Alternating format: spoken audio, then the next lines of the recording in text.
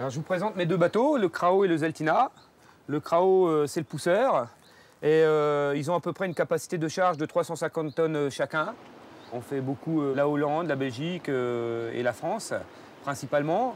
Mon père est marinier, mon grand-père était batelier, mes arrière-grands-parents aussi, et je ne sais combien de générations derrière. Donc moi, je suis né dedans, c'est une vraie passion. Mes bateaux, c'est ma vie. Et je viens de vider à Gennevilliers des cailloux. Et là, j'ai un chargement de blé à Languevoisin pour Rotterdam. Le métier de batelier, c'est un métier qui se vit à deux. En général, c'est toujours le mari et la femme. Ça va? Pas trop mouillé? C'est froid en plus. Chaque fois, c'est comme ça. On arrive à l'écluse, il faut qu'il pleuve. C'est froid. Par moment, si je dois laver le bateau, par exemple, elle va conduire durant 5 heures. J'y fais totalement confiance. Magali, elle conduit comme moi. Il n'y a pas de problème, j'y fais entièrement confiance. Ça fait 10 ans qu'on est ensemble sur le bateau, il n'y a pas de problème. La répartition des tâches, moi, je serais plutôt à conduire le bateau, à faire l'entretien du moteur, nettoyer les cales, l'entretien du bateau en général.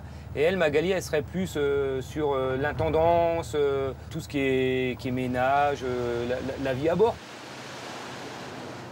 Oh, c'est bon, il n'y a pas de bateau. Je croyais qu'il y avait un bateau dans le chenal. Je vais aller démonter tout ce qui dépasse à Magali, ok? En France, la hauteur des ponts est parfois insuffisante. Il faut donc grignoter le moindre centimètre. Ce que je suis en train de faire, ça peut paraître bizarre, mais c'est la réalité. On est en train de mettre de l'eau dans un bateau vide. Il faut alourdir le bateau de façon à ce qu'il puisse passer sous les ponts. Pour ça, je vais mettre à peu près 80 tonnes d'eau dans le bateau. On prend ton mangeur. Ouais. Hop. Hop, impeccable. Je sais pas si quelqu'un, toi, qui vit à terre, il aime sa maison aussi fort qu'on aime notre bateau. Je sais pas, pour nous, le bateau, il a une âme, il vit, il bouge, il respire, le moteur, il a besoin d'air. C'est, en fin de compte, le parallèle avec l'être humain, il est facile à faire, quoi. Des fois, quand je descends dans ma salle de machine, ça m'arrive de dire merci à mon moteur, parce qu'il m'a fait monter un pont, parce qu'il m'a fait ceci, parce qu'il m'a pas joué de crasse. C'est grave, des fois. Faut voir. Claudie. Claudie, allez, Claude, c'est Noël, là. On peut pas se mettre un petit coup bord à bord, là, pour faire restant de l'Oise à deux? Bah oui, jusque l'écluse, là, ouais, d'accord, ok. Allez, c'est parti. Ouais, bah comme ça sera plus convivial. Bon, allez, je t'attends, Claude, à tout de suite. Ma puce, tu peux le prendre le prochain, Dans la batterie, on est une grande famille. Dès qu'on a l'occasion, avec des amis, avec des copains ou même avec la famille, ça arrive souvent qu'on se mette bord à bord pour dire de faire un petit bout de chemin ensemble, quoi. Ça permet de se voir de près. On se parle toujours au VHF, donc au téléphone. Sans ça, il n'y a plus de contact humain, quoi. La remontée. Je le mets là ou... Ouais, ça va aller là. Vas-y. Ah, salut Claude. Bonne Noël. Salut Claude. Ah, tu m'as rattrapé? Ouais. Ouais, ça arrive souvent qu'on se croise avec le beau-père, comme lui fait un trafic régulier en cailloux. Donc moi, quand je vais en Belgique, j'y vais soit avec du sable, soit avec des céréales, et je reviens tout le temps en cailloux aussi, donc ça fait qu'on se croise.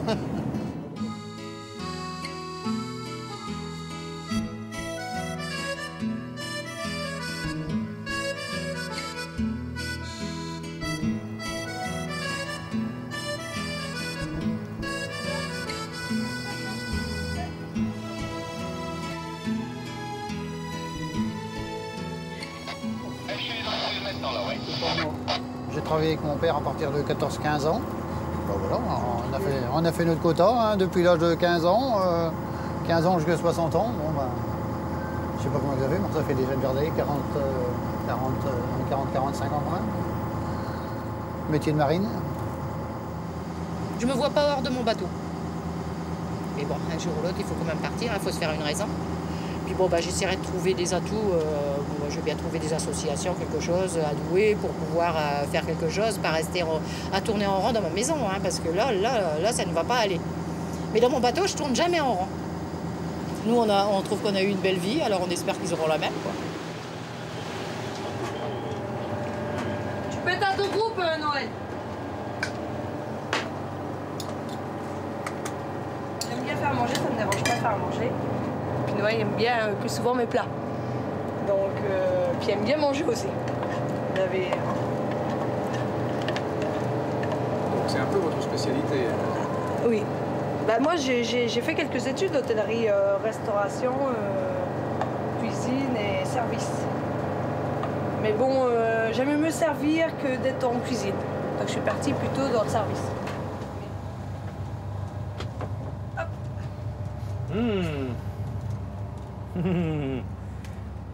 Miam miam.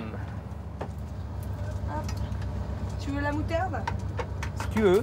T'attendrais. C'est bon ce que t'as fait là, Dion. Viande braisée.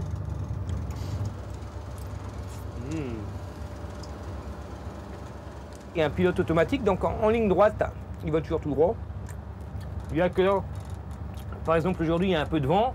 Bon, bah, je fais un petit peu attention, mais je peux manger tranquillement. Tu vois, je suis pas stressé, quoi. Mais je vais bien digérer mon assiette, il n'y a pas de problème. Quand tu te tapes 14 heures d'affilée, faut avoir quelque chose au corps, sinon tu t'endors vite fait, bien fait. Et puis... Non, tu t'endors après le repas. Ouais, mais quand l'estomac il travaille, tu t'endors moins facilement. Et puis même, quand tu laves les cales, quand tu découvres, quand... c'est un métier physique, quoi. T'as rien à faire, il faut le carburant. Je vais mettre... Au milieu, ouais. Je mets au milieu? Toutes les fins de semaine, Noël et Magali vont chercher leurs 2 jeunes enfants qui sont en pension à l'école des bateliers et forains de Douai. Attends, je vais laver un peu comme ça. Il faut alors descendre la voiture avec précaution. On dirait qu'il est mal mis le... C'est une idée que je me fais, là? Il est mal mis ton câble.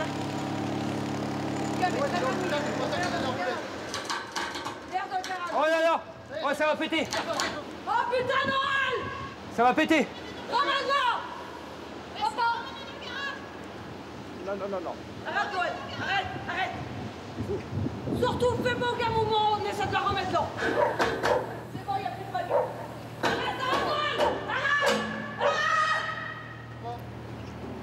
Attention, hein!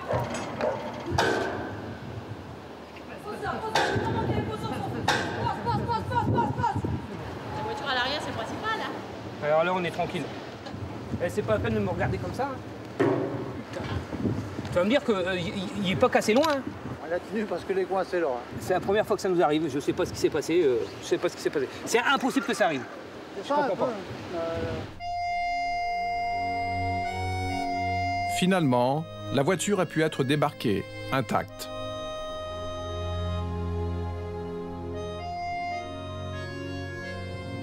Comment ça se passe avec les enfants?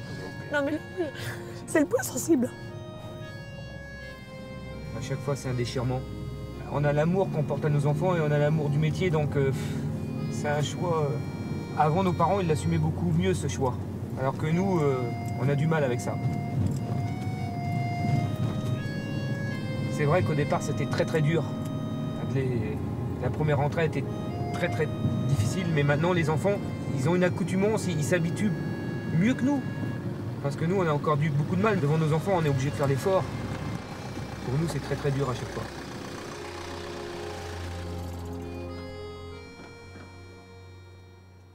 Bonjour, Sam. Tu vas bien? Un bisou. Tu fais ton dessin? Attends, tu peux écrire Noël. Oh bah là, quand même. Allez, vas-y. Voilà, je J'ai pars. rendez-vous à 17h chez le je serai jamais. Bonjour, Sam. Maintenant que t'as fini ton dessin. Quand même. Ah, Allez. Fais un bisou à ta mère. mais Bonjour, Kevin. Tu vas faire un bisou? je dors ici. J'ai été comme ma fille et comme mon fils. J'avais mon petit lit aussi comme ça, dans ma petite armoire qu'on met nos vêtements d'école, parce qu'on est habillé par l'école. Alors, il y a qui sur cette photo? Pas maman et papa et moi et ma soeur. Oh, regarde. Elle est belle la place, regarde. C'est des babous. Kevin vient juste d'avoir 9 ans et pour fêter son anniversaire, ils vont sur le bateau des grands-parents qui est amarré près de l'île. C'est nous, moi. Bonjour les enfants. Bonjour papa. Oh, papa. Anniversaire. Merci. Ah, t'es froid. Ah, papa. Bonjour, papa. Il y a plein de cadeaux, hein. Écoute, c'est pour te dire, hein, il y a 25 ans, j'avais les mêmes frais. Voilà. Et puis, c'est pas que je suis un monteur, je peux faire voir les livres, ils sont là. 25 ans après, je travaille au même prix. Affreux. Alors qu'à cette époque-là, le fuel et tout ça était moins cher. Tu payais moins de polices d'assurance, les charges sociales n'étaient pas ce qu'ils sont. Exactement. Actuellement, c'est vrai qu'il y a un problème dans... Bon, on dit que c'est la crise. Moi, je veux bien. Non, mais je comprends pas, c'est la crise pour nous, mais pour les charges sociales, tout ça, il n'y a jamais de crise parce que tout monte tout le temps. Donc à un moment donné, il va falloir qu'on m'explique, moi. Donc si vraiment ils veulent plus de mariniers, il faut le dire, quoi. Happy birthday to you. Happy birthday to you, Kevin. Kevin. Happy birthday to you. Allez, j'ai souffle la bougie, là. Bravo. Bravo, Kevin. Vous promenez, Mimi, ma petite amie, Mimi, et son jeune frère Toto, j'ai une auto. Moi, l'eau me coule dans le cou et dans mon pantalon. Mais si tombe de la flotte, j'ai pas de capote, mais je me fais su au col. Car ça, c'est de la bagnole. Ce n'est pas du taco, j'ai une auto.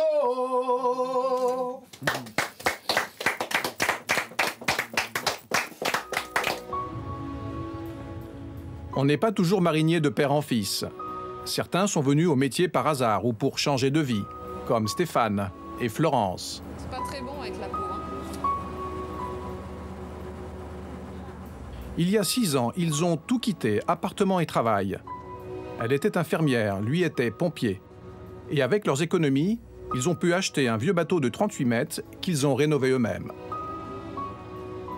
C'était un peu un challenge professionnel de ce métier d'extérieur, hyper dynamique, et puis aussi axé sur le développement durable. C'est vrai qu'à 30 ans, on s'était dit pourquoi pas tenter cette expérience-là.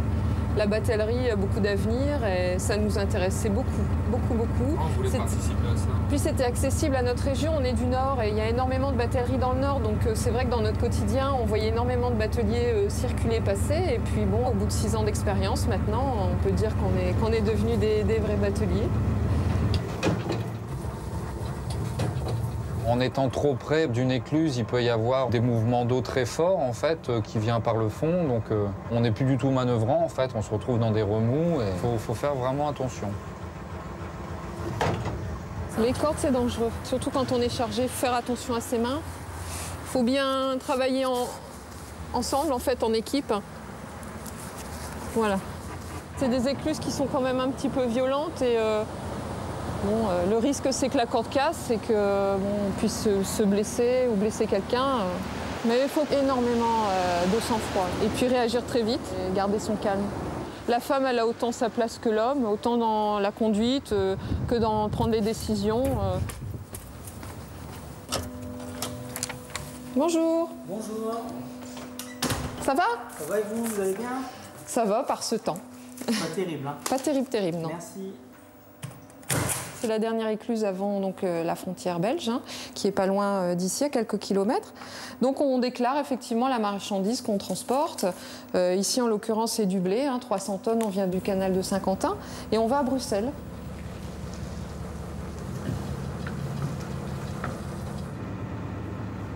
On peut dire vraiment que la batellerie, c'est un métier traditionnel, performant, aujourd'hui en 2009. En glissant sur l'eau, on va réussir à transporter ces 300 tonnes de blé pour les moulins sans encombrer ni créer des accidents sur les autoroutes.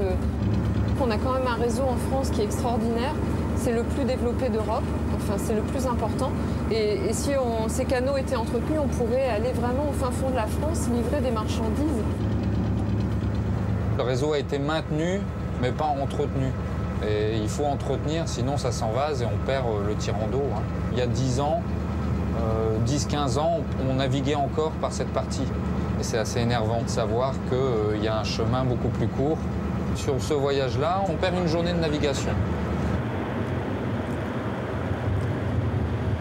J'éteins la VHF et j'éteins le moteur.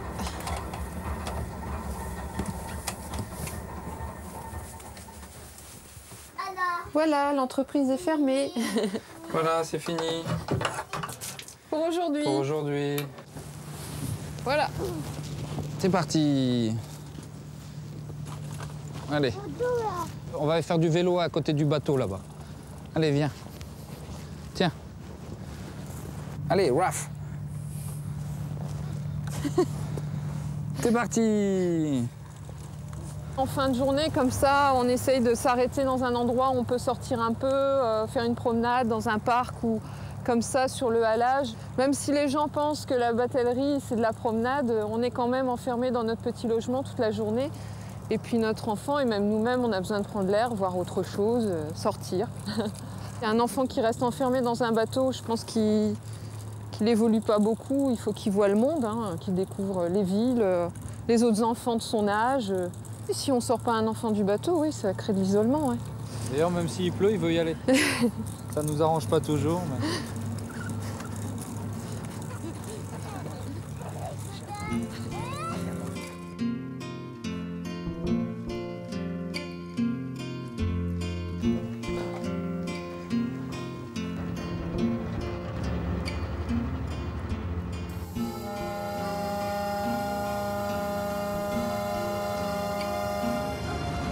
Papa sonne la corde. Ça vaut de l'or, de pouvoir avoir vraiment un contact avec la nature et de regarder ce qui se passe autour de soi. Ça y est, je t'arrive, je suis là. Flo, on peut quand même aller faire mon graissage? Hop, allez. Ils sont où les oiseaux et les canards? Regarde, cherche un peu. Regarde avec tes jumelles. Fais attention de ne pas tomber. Les canards. Cherche les canards. On profite justement des éléments qui sont autour de nous pour faire un petit peu d'éducatif, la faune et la flore en fait qui nous entourent.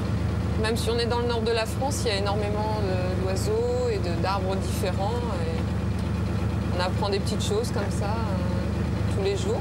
C'est un peu la classe verte tous les jours. Tu vois, un héron, regarde. Là. Tu l'as vu?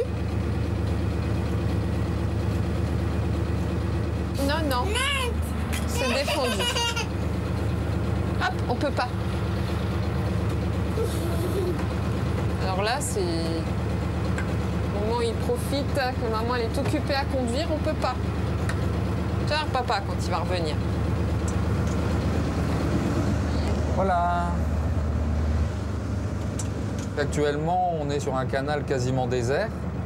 Il faut savoir que d'habitude, on croise beaucoup de bateaux et que, on va dire, depuis l'été dernier, on ressent un fort ralentissement d'activité. C'est la valse des bateaux vides en ce moment. Tout le monde navigue aux 3/4 vide parce qu'il n'y a pas de travail. Est-ce qu'on en vit décemment? Moi, je dirais non. Je dirais non. Pour l'instant, c'est pas rentable. En salaire, on sort plusieurs centaines d'euros. 1 millier, c'est devenu rare.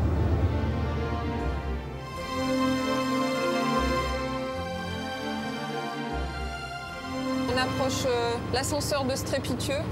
C'est le plus grand ascenseur à bateau au monde, qui a été inauguré en 2002. C'est un ouvrage d'art exceptionnel. C'est vrai qu'on est assez fiers de le passer parce que c'est vraiment extraordinaire et d'une performance assez incroyable. Il y a 2 bacs de chaque côté qui peuvent monter et descendre sur un dénivelé de 75 mètres. Et donc par bac, on peut mettre 6 péniches comme la nôtre, chargées. Donc en tout, de chaque côté, 12 péniches donc de 38 mètres. Et ils consomment quasiment aucune énergie. Voilà. Tout est jeu de contrepoids et de calcul. Voilà.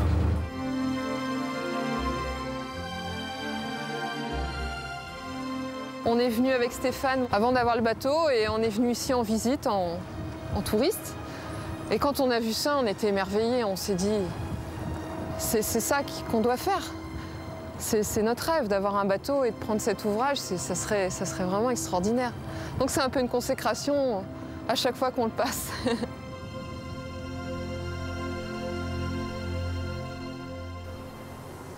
Noël vient régulièrement à Languevoisin, en Picardie, chargé du fret pour la Hollande. Voilà, ça c'est le blé que je vais ramener à Rotterdam. Je vais en charger 525 tonnes à 13 € la tonne. Ça va me faire à peu près 7 000 € de fret. J'espère avoir un retour, sinon la route à vide c'est pour ma paume.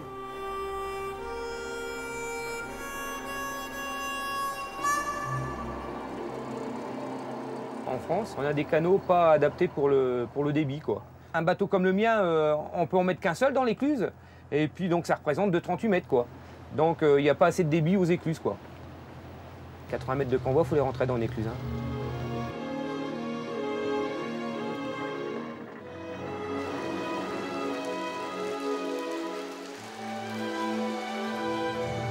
On est dedans.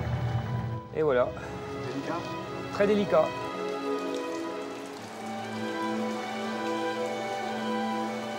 C'est pas des conditions idéales. Hein. Parce que là, y a du vent, il y a de la pluie. En fin de compte, on est arrivé légèrement en crabe dans l'écluse et du fait qu'il y a que 30 cm de chaque côté, le bateau il peut tordre. Ça peut abîmer fortement le bateau. Là, ça s'appelle rentrée de chasse que je viens de faire. Donc ça veut dire que tu arrives, tu rentres direct l'écluse.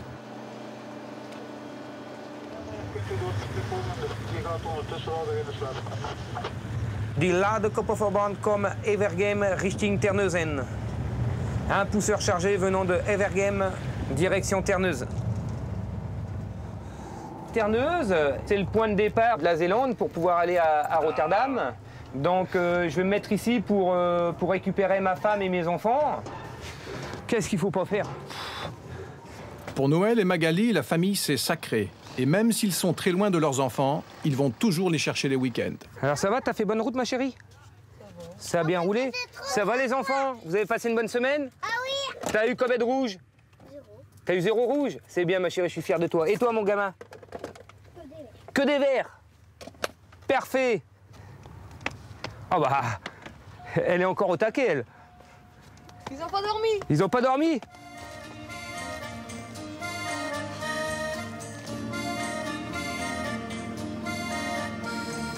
La Zélande, aux Pays-Bas, un passage en mer du Nord que n'aiment pas prendre les mariniers, surtout par mauvais temps. Là, on entre dans un bras de mer et il y a souvent des navires. Il y a souvent des navires qui passent, parce que quand on sort avec les vagues des navires, il y a beaucoup de gîtes et on n'aime pas beaucoup ça. Hein. On peut esquinter les bateaux. Hein. On n'est pas fait pour aller en mer. C'est pour ça que vous avez accouplé vos 2 bateaux? Comme ça, les 2 bateaux sont indépendants l'un de l'autre. Ils bougent chacun à leur façon et avec les cordes, il n'y a pas de problème. Oh la vache, tu vois? Voilà ce qui fait peur dans ce bras. Et un autre là-bas. Et c'est comme ça tout le temps. Donc c'est un petit peu dangereux ici? C'est super dangereux. Tu vois pas la vitesse qui nous passe? Il fait au moins du... Allez, on va dire entre 40 et 50 km/h.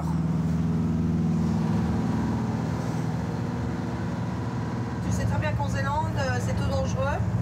On reste au bateau. Magali, je vais avoir besoin de toi. Hein? Je vais avoir besoin de toi. Habille-toi, dépêche. Tu vas aller stopper la barge. Ouais. Tu ralentis, tu débrayes et tu éteins le moteur. J'ai tout. Ouais. On va essayer de rebrailler, ça veut dire remettre les 2 bateaux bout à bout, quoi. Faire une seule unité avec les 2 bateaux. Ouais. Parce qu'on consomme moins et c'est mieux pour la navigation. Hein. C'est bon. Ah, c'est bon, Fred. C'est bon. Allez, Magali. T'es à la bourre? Oh oui, je suis carrément à la bourre. Je suis essoufflé. On va sortir bord à bord. Il y a des bateaux qui attendent, il a ouvert l'écluse. On évite de passer par ici au temps normal, mais là, Rotterdam, c'est vraiment la route. Un temps magnifique, enfin magnifique. Pas trop de vent, impeccable. C'est beaucoup plus court. Économie de gasoil, économie de temps. C'est pour ça que vous êtes accroché à 2, là? On s'est accroché à 2 parce que Copa, il y a eu un petit souci avec son câble. Et on va remettre ça en ordre à 2. C'est pour ça que la batterie, c'est une grande famille. Je peux compter sur lui, il peut compter sur moi. On se connaît quasiment tous. Alors vous allez à Rotterdam livrer du blé aussi? Ouais, voilà, ouais. C'est le même transport que Noël. Dis Noël, ça te dérange pas de piloter 5 minutes, j'ai un truc à faire? Il n'y a pas de problème, Fred. Merci. Tourne toujours pareil que tout à l'heure? Toujours pareil. Ouais. Ouais, bon, on fait 10,5, c'est bon. Tous cavales au carnaval glacial. La tortue, La tortue. Tu la veux? Tu triches. Non mais... Merci, couverture. Éternue. Tiens papa, je t'envoie Kevin. Tu le dis. Moi, capitaine, toi encore. Ah bon? Tu veux conduire? Allez, viens, monte. C'est bien ça. Hop. Alors toi, t'as jamais conduit en Zélande? Qui, moi? Ouais. Non. Non. Tu dois suivre les bouées vertes. Tu la vois, les bouées? Regarde, la première, elle est là. Regarde, prends les jumelles. Tu vas la voir, elle est là-bas, l'autre bouée verte. Regarde si tu la vois. Oui. Tu vois, et t'es bien placé, tu vas passer à gauche de la bouée verte. Là, je t'ai mis le pilote, hein. Tu mets ta main sur ton pilote et puis tu conduis, voilà. T'es vraiment un petit capitaine. J'aime bien conduire un bateau. Je pense qu'il a ça dans le sang, quoi. On lui a transmis notre passion et notre métier par la même occasion. Je sais pas si c'est vraiment un métier d'avenir. On verra bien comment ça se passe dans les prochaines années. Je vais pas appuyer spécialement pour qu'il devienne marinier, mais s'il veut faire ça, on fera tout pour le lancer. Tu serais fier que ton fils soit marinier comme toi? Oh oui, très fier.